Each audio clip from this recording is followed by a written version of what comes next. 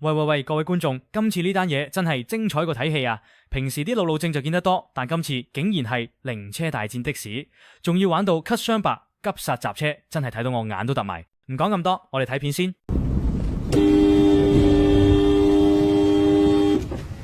你識唔識打燈啊？你轉彎識唔識打燈啊？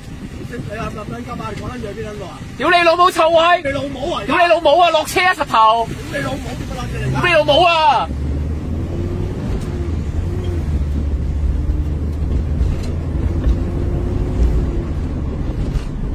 有冇自己cut埋嚟，仲要話壞人？冇得燈都唔打，燈都冇打。係啊，燈都唔撚打，以為靈車惡晒。哦，得啦，1823 MF 718，得啦，影到你啦。玩嘢，嗱 MF 718，影到，等收信啦，玩嘢。哇！對面仲有警車添，又玩嘢，影到晒你啦，危險駕駛。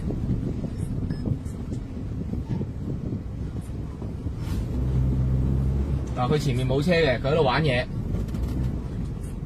影到晒你啦。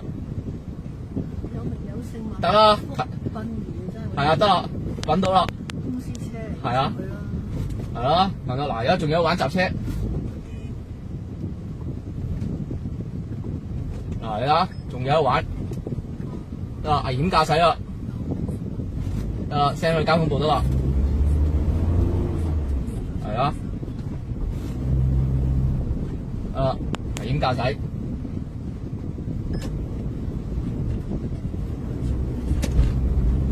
危駕啦，佢依家危駕噶啦，